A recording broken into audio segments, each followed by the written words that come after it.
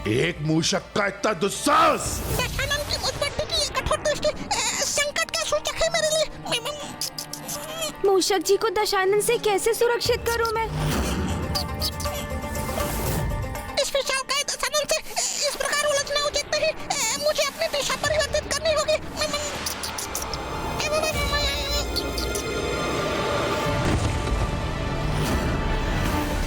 ये क्या था? मात्र एक मूषक दशानन।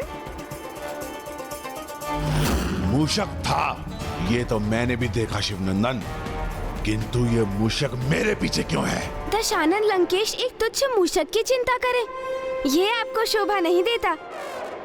आप निश्चिंत रहें, यदि वो पुनः प्रकट हुआ तो मैं ही उसका उपाय कर दूंगा। किंतु आप तो अपने वचन पर स्थिर रहिए, मुझे आगे की कथा सुनाइए। बताइए मुझे, जब सूर्यपुत्र शनि की तपस्या भंग हुई तो फिर क्या हुआ? उनकी तपस्या भंग होने पर जहां एक और शनि अपने क्रोध पर नियंत्रण ना रख पाए, वहीं दूसरी ओर देवी मंदा उनका क्रोध देखकर भयभीत और स्तब्ध थी।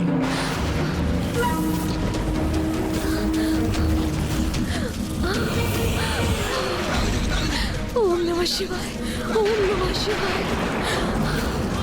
क्षमा है महान शिव भक्त, मुझे क्षमा करें। आपकी तप में व्यवधान डालने का आशय नहीं था मेरा, मुझे क्षमा करें।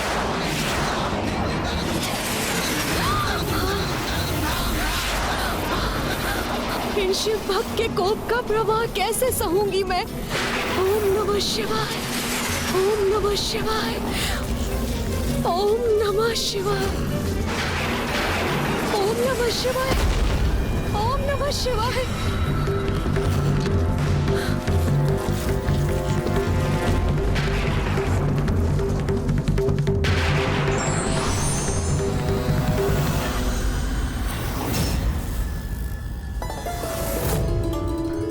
अद्भुत, मुझे आहत नहीं किया इन तेजस्वी शिव भक्त ने, अपितु अपने प्रभाव से इस झाड़ीदार पौधे को मुझसे दूर किया जो मुझे कष्ट पहुंचा रहा था।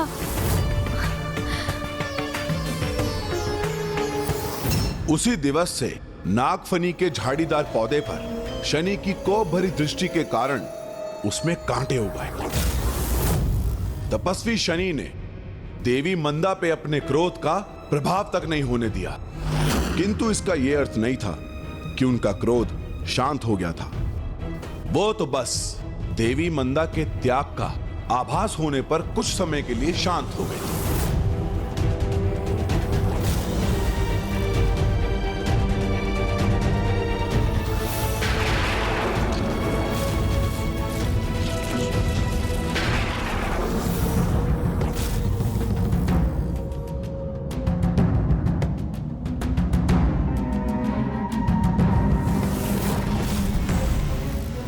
इस पौधे को अपनी पृष्ठ पर लेकर इन देवी ने इसे मुझ तक पहुंचने से रोका, जिससे ये मुझे कोई हानि न पहुंचा सके। मुझे ज्ञात है देवी, यदि आप मध्य में ना आती तो ये पौधा मुझे कष्ट पहुंचाता। कौन है आप? हे तपस्वी, मैं मंदा हूँ, गंधर्व राज चित्रसेन की पुत्री। जिस दिवस से मैंने आपको यहाँ तपस्या करते हुए देखा है, मैं आपकी सेवा करने के लिए प्रेरित हो गई हूँ। किंतु एक राजकुमारी ने इतना कष्ट क्यों किया? क्यों राजभवन के सुख और ऐश्वर्यों का त्याग करके एक साधारण सी सेविका की भांति एक अपरिचित तपस्वी की सेवा करती रही?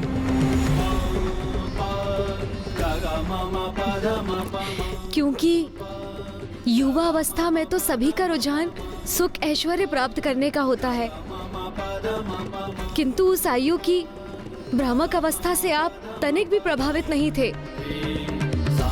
आपने तो सभी सुखों का परित्याग कर शिव भक्ति कर प्रभु की तपस्या का मार्ग चुना। मैं आपके इस त्याग से इतनी प्रभावित और आकर्षित हुई कि मेरे हृदय ने आपके समक्ष समर्पण कर दिया।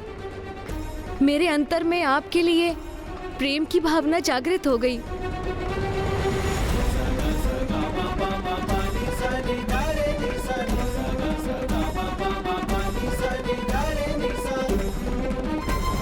अवश्य कोई स्वप्न देख रहे हो तुम, अन्यथा तुम्हारे समान तपस्वी से कोई भला कैसे प्रेम कर सकता है जिसे स्वयं के क्रोध पर ही नियंत्रण नहीं है। मैं तुम्हारा मन तुम्हें सचेत कर रहा हूँ, स्पष्ट बता रहा हूँ तुम्हें कि ये वास्तविकता नहीं है, अपितु स्वप्न है।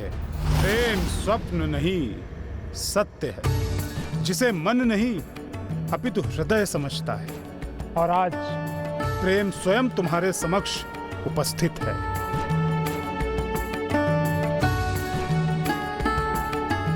जाओ, इसे स्वीकार कर लो। और क्या तुम नहीं चाहते कि ऐसी सुंदर युवती तुम्हारी अर्धांगिनी बने? इनके मुख की मुस्कुराहट कदाचित मेरे लिए शुभ संकेत है। यदि मैं मान भी लूं कि ये सत्य है, तो तुम अपने हृदय में उन देवी के प्रति प्रेम उत्पन्न मत होने देना, क्योंकि तुम भला प्रेम की कोमलता कहाँ समझ सकोगे। तुम अपने साथ साथ इन देवी का जीवन भी दुष्कर बना दोगे। अब इनकी मुस्कुराहट लुप्त क्यों हो गई? प्रेम सीखा नहीं जाता, वो तो व्यक्ति के भीतर का भाव होता है, जो उचित समय पर नेत्रों के भाव से प्रकट होता है। और वही तो हो रहा है आज तुम्हारे साथ। इनके मुख का भाव स्थिर क्यों नहीं हो रहा है? इसका क्या अर्थ समझूं मैं? क्या तुम अपने क्रोध से परिचित नहीं हो?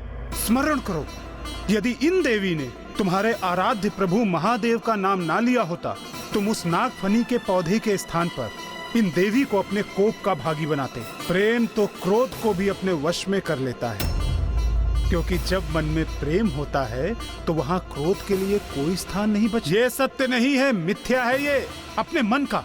मेरा कहा मानो, ये तुम्हारे संपूर्ण जीवन का प्रश्न है। तो भ्रमित करता ही है, किंतु तुम मत उलझो उसके भ्रम के जाल में। मत नकारो प्रेम को, स्वीकार करो उसे, अन्यथा ऐसी दिव्य सुंदरी का साथ पाने का सौभाग्य खो दोगे तुम, जिनकी आंतरिक सुंदरता उनकी बाहरी सुंदरता से भी अधिक है।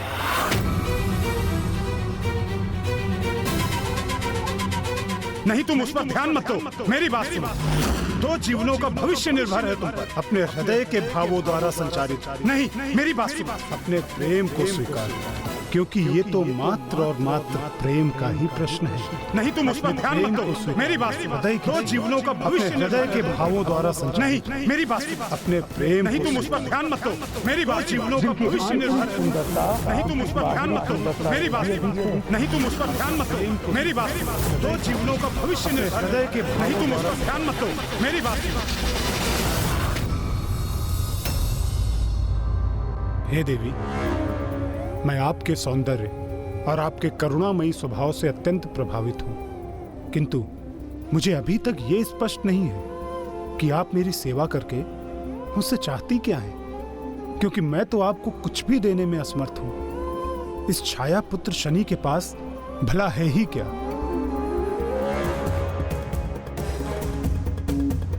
किंतु मुझे तो आपसे कुछ प्राप्त करने की अपेक्षा ही नहीं है। मैं तो बस आपका सानिध्य प्राप्त करना चाहती हूँ, सदैव आपकी सेवा करना चाहती हूँ। आप जैसे प्रभु भक्ति में लीन तपस्वी का सानिध्य प्राप्त करना ही मेरे लिए विशेष होगा, और इससे अधिक और कुछ नहीं चाहिए मुझे। मैं आपके इन विचारों से अत्यंत प्रभावित हूँ, किंतु आपको कदाचित ज्ञात नहीं, मैं कोई महान तपस्वी नहीं हूँ, अपितु अपनी माता की आज्ञा का पालन करके अपने क्रोध को नियंत्रित करने हेतु भगवान महादेव की तपस्या कर रहा हूँ, जिससे मैं अपनी माँ के निकट लौटकर उनके पुत्र पुकारे जाने का अधिकार पुनः प्राप्त कर सकूं। उद्देश्य कुछ भी हो, किंतु कठोर तपस्या करने में सक्षम हैं आप। मेरे मन में आपके प्रति प्रेम जागृत होने के लिए बस यही पर्याप्त है। इसलिए यदि आप मुझे स्वीकार करने की कृपा करें तो मैं आपका उपकार मानूंगी।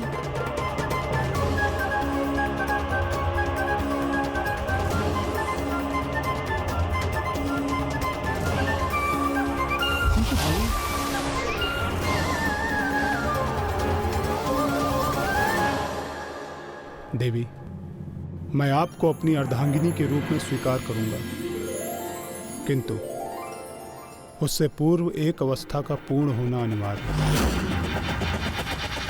ऐसी कौन सी अनिवार्य अवस्था का उल्लेख किया शनिदेव ने?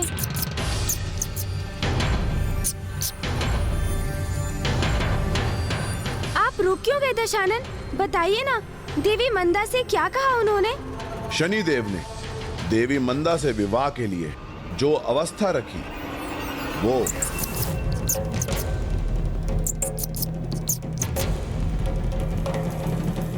वो दुष्ट मूषक अभी भी हमारा पीछा कर रहा है। प्रतीत होता है वो हमारे हाथों ही अपनी मृत्यु चाहता है। दशानन जी, ये क्या कह रहे हैं आप?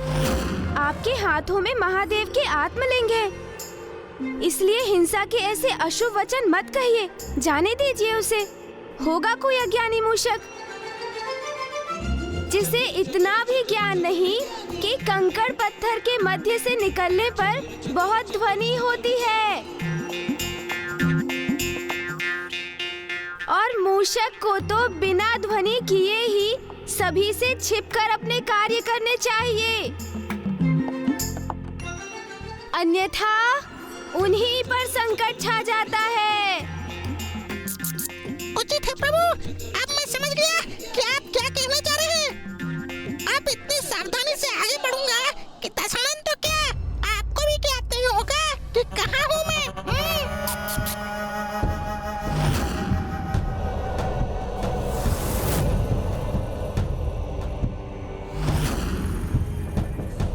मुझे ज्ञात है वो दंड मूषक अवश्य यहीं कहीं छिपकर हम पर अपनी दृष्टि साध रहा है, तो सर्वप्रथम उसका अंत करना ही उचित होगा। फिर आगे बढ़ते हैं। लंकेश जी, एक छोटे से तुच्छ से मूषक के ऊपर इतना समय व्यर्थ करने का क्या लाभ दशानन जी? और वैसे भी अभी तो आपको मुझे प्रभु शिव की अनेक कथाएं सुनानी है, क्योंकि प्रभु शिव शंकर शंभू के सबसे बड़े भक्त का सानिध्य पाकर भी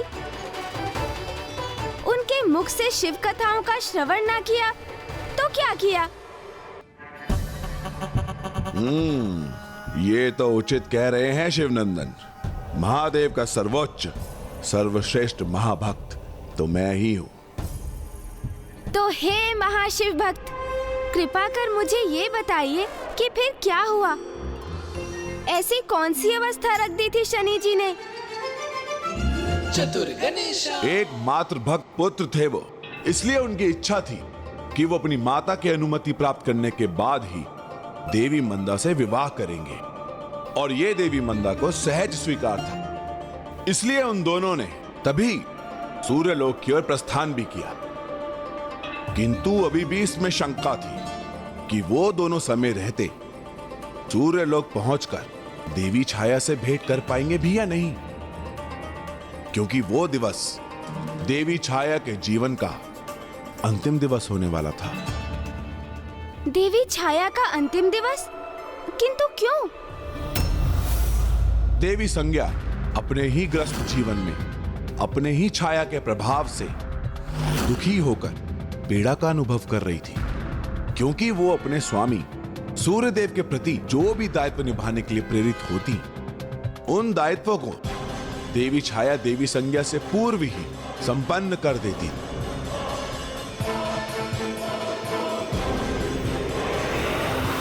देवी छाया,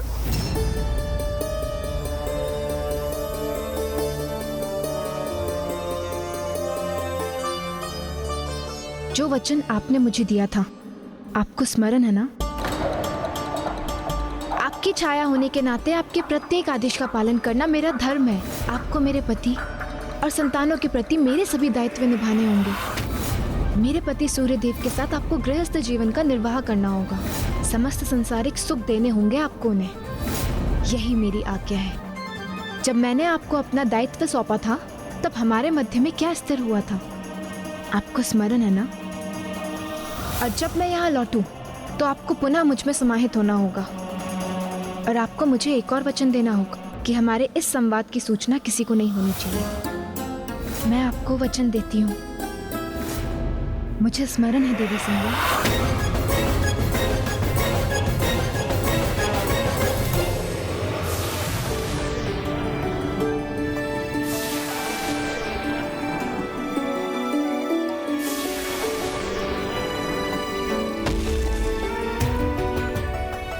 हम सूर्य लोक पहुंच गए हैं देवी। अब भवन के अंदर प्रवेश करते ही मेरी भेंट मेरी मां से होगी। तो आज वो दिवस आ गया है। मैं आपको आदेश देती हूँ कि आप मेरी प्रतिछाया होने का धर्म निभाएं और मुझ में पुनः समाहित हो जाएं। मेरे समस्त आदेशों का पालन करने का वचन दिया था आपने, जिसे आप कदापि भंग नहीं कर सकती।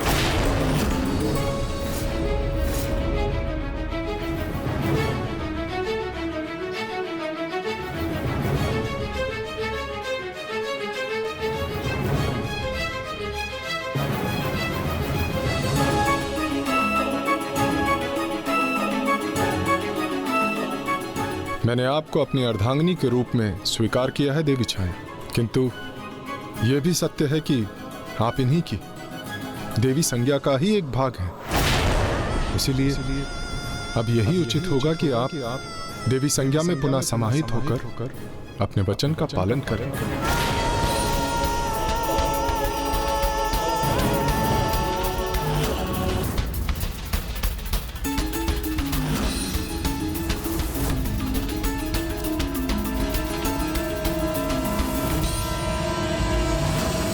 स्मरण कीजिए देवी छाया, स्वयं कहा था आपने कि मेरे आदेश का पालन करना ही आपका धर्म है। अब उस धर्म का पालन कीजिए।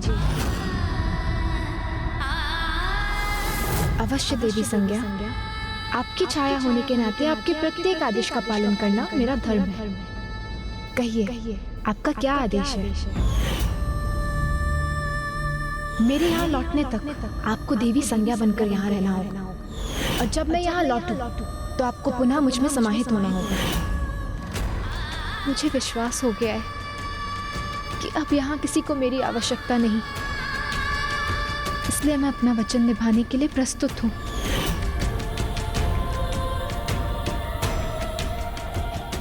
माँ, मैं छाया पुत्र शनि अपनी माता का अधिकार और उनका श्रेय उन्हें दिलाने आया हूँ। जाओ, किसी निर्जल स्थान में जाकर ध्यान करो, तपस्या करो और अपने क्रोध को शांत करो। तब मेरे पास लौट कर आना और इन्हें अपने पिता के रूप में स्वीकार करना।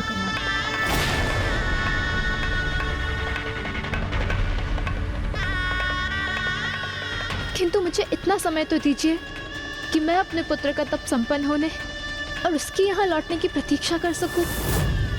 मुझे आभास हो रहा है कि वो शीघ्र ही यहाँ लौटने वाला है।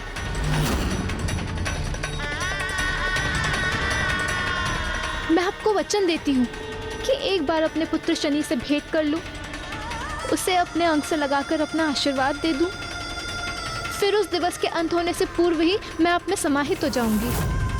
किंतु आपका पुत्र शनि आपको कहीं जाने नहीं देगा। यदि उसके आने के उपरांत आप उसके समक्ष मुझ में समाहित होंगी तो वो आवेशित हो उठेगा। पूर्व में आपके अपमान के भान से विचलित होकर उसने क्या किया था इसका तो आपको ज्ञान है ना, और वो पुनः मुझे अपनी माता और स्वामी को अपना पिता मानने से अस्वीकार कर देगा।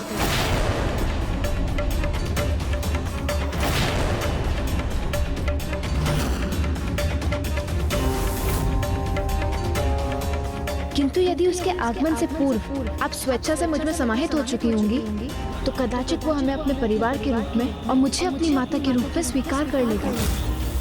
इसलिए उचित तो यही होगा कि आप तनिक भी विलंब न करें। यदि ऐसा करने में मेरे पुत्र को परिवार का सुख प्राप्त होगा तो मैं ऐसा अवश्य करूंगी।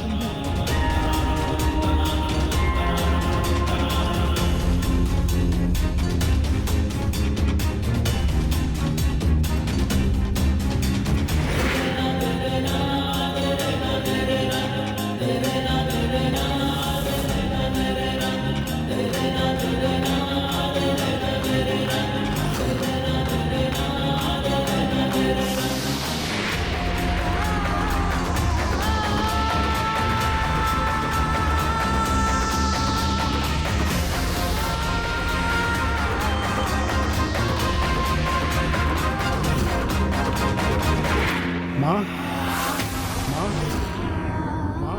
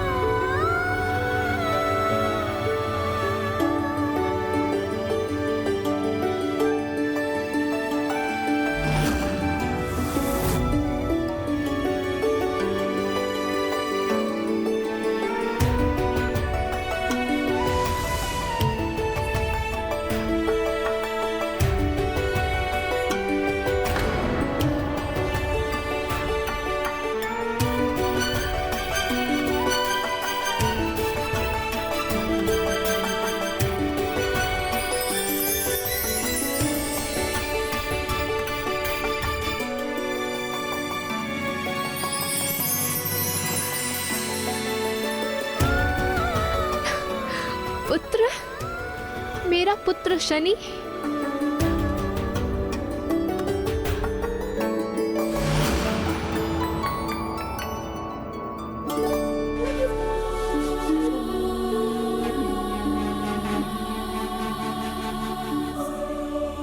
प्रणाम पिताजी, प्रणाम माता संज्ञा।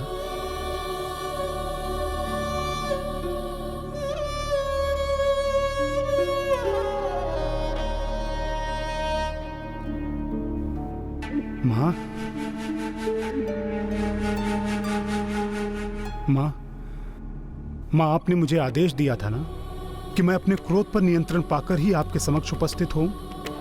तो उस दिवस से आज तक मैं गहरे ध्यान में रहा और अपने उस दीर्घकालीन तप के उपरांत अब मुझे विश्वास हो गया है माँ कि मैंने अपने क्रोध पर नियंत्रण पा लिया है। माँ, क्या आप मुझे स्वीकारेंगी? क्या आप मुझे अपना पुत्र कहेंगी माँ? अपने क्रोध को तप की अग्नि में विध्वंस कर दिया है मैंने माँ। क्या आप मेरे शीश पे अपना हाथ रखकर मुझे स्नेहाशीष देंगी?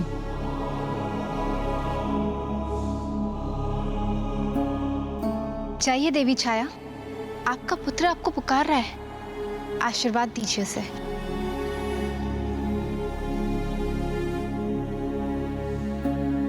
इस माँ का आशीष सदा तुम्हारे साथ है पुत्र।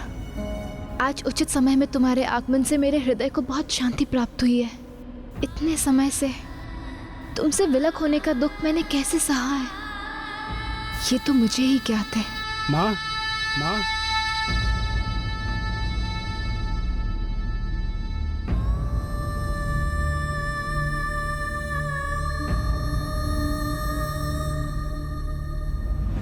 तो अंततः मातृभक्त पुत्र शनि जी को उनकी माता की ममता का सुख पाने का अवसर प्राप्त हो ही गया।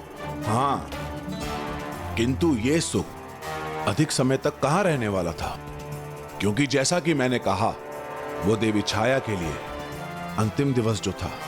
अंतिम दिवस?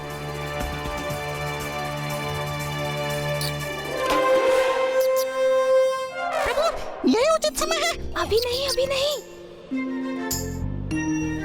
अभी मुझे ये रुचिकर कथा सुननी है मूषक जी। लंकेश जी, अंतिम दिवस? किंतु क्यों?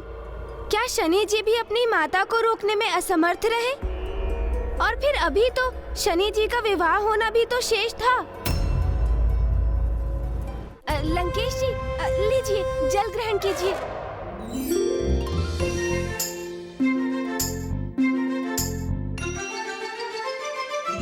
चतुर गणेशा। उनके विवाह में तो कोई बाधा नहीं आई और देवी छाया को भी ये ज्ञात था कि अब उनके पास अब समय शेष नहीं है। तो उन्होंने इस प्रस्ताव को तत्काल ही स्वीकार कर लिया, क्योंकि वो तो प्रस्थान करने हेतु दृढ़ निश्चय ले चुकी थी। अब हमारे विवाह के उपरांत हमारा ये परिवार एक सुखमय जीवन व्यतीत करेगा। एक बार शनि से मिल लूं, उसे गले लगा लूं, आशीर्वाद दे दूं, फिर मैं खुद उसी दिन सूर्यास्त से पहले आप में समाहित हो जाऊंगी। क्या हुआ माँ? आपकी चिंता का कारण क्या है? शनि, मेरे पुत्र, तुम सदा अपने पिता और माता संज्ञा का सम्मान करना, अपने भ्राताओं और बहनों को प्रेम करना, उनका ध्यान रखना। अवश्य करूंगा माँ, किंतु आप ऐसा क्यों कह रही हैं, जैसे कि आप हमसे दूर जाने वाली हैं? पुत्र, मैं पुनः देवी संज्ञा में समाहित होने वाली हूँ।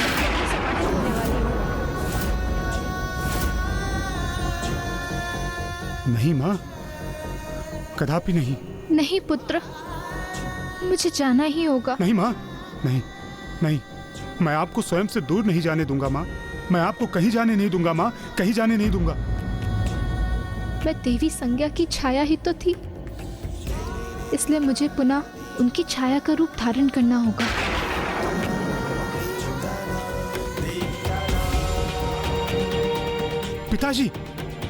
पिताजी, माँ ऐसा हट क्यों कर रही हैं? और आप उन्हें रोक क्यों नहीं रहे? क्या कारण है पिताश्री? आपने माँ से कुछ कहा है क्या? इस प्रकार भावुक होना उचित नहीं है पुत्र, कि तुम मिथ्या और सत्य में भेद करने में ही असमर्थ हो जाओ। सत्य तो यही है कि तुम्हारी माता छाया और मेरी अर्धांगिनी देवी छाया देवी संज्ञा का ही प्रतिरूप है। इसीलिए कभी न कभी उन्हें देवी संज्ञा में ही समाहित होना था। ये वचन स्वयं तुम्हारी माता ने ही दिया था। वचन? वो वचन दिया था? नहीं, मैं ऐसे किसी वचन को नहीं मानता। और आप उन्हें स्वयं से दूर करने के अनुचित कारण क्यों ढूंढ रहे हैं? मेरी माँ इसी रूप में क्यों नहीं रह सकती पिताश्री? क्यों नहीं रह सकती मेरी माँ इसी रूप में? वो देवी संज्ञा की ही छाया है। अर्थात ये कैसी दुविधा है? मेरी सहभागिनी मूल रूप से एक होकर भी मेरे साथ दो समान रूपों में रह रही हैं। क्यों ना वो एक होकर मेरी और अपनी इस दुविधा को दूर करे? और ये स्थिति देवी संज्ञा के लिए भी कितनी कष्टप्रद है। क्या हमें उनका विचार नहीं करना चाहिए? उनकी स्थिति, उनकी पीड़ा का विचार क्यों करूं मैं, जिन्होंने स्वयं अपने स्वामी को मेरी मां को सौंपा था?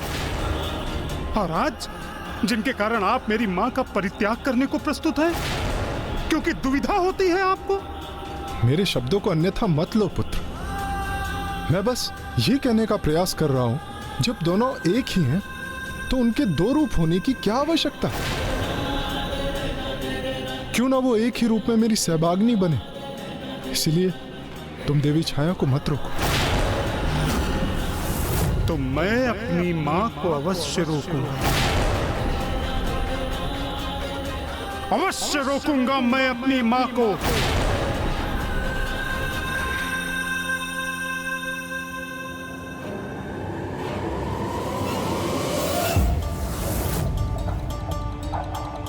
मैं अपनी मां को अवश्य रोकूंगा, और यदि आपको यह स्वीकार नहीं तो आपको मुझे अपना पुत्र कहने का कोई अधिकार नहीं।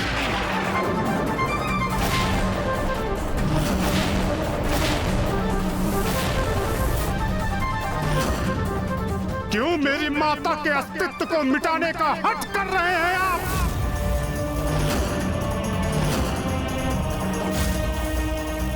कोई नहीं मिटा रहा तुम्हारे माँ के अस्तित्व को।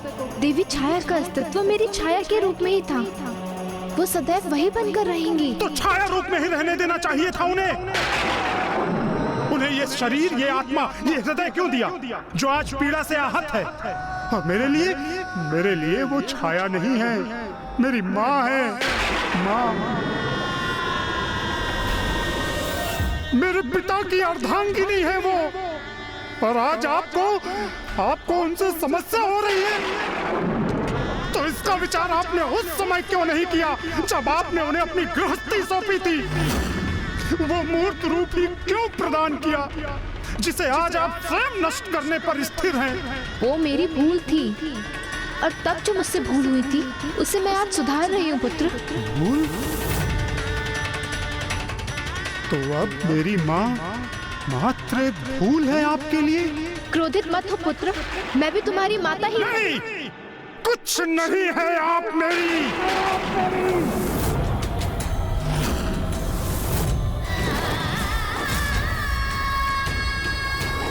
पुत्र, तुमने तो मुझसे कहा था कि तुमने अपने क्रोध पर नियंत्रण पा लिया है। क्या सत्य कहा था तुमने पुत्र? नहीं माँ, कदापि नहीं। किंतु माँ, आपके साथ जो कुछ भी हो रहा है वो उचित नहीं है। माँ, रुक जाइए, मत जाइए माँ। नहीं देवी छाया, अब आपका और रुकना उचित नहीं। आज इस जटिल समस्या का अंत होना ही चाहिए। किंतु आप देखना यह है कि आप किसके शब्दों का मान रखती हैं। अपने स्वामी का आदेश मानती है या अपने पुत्र का?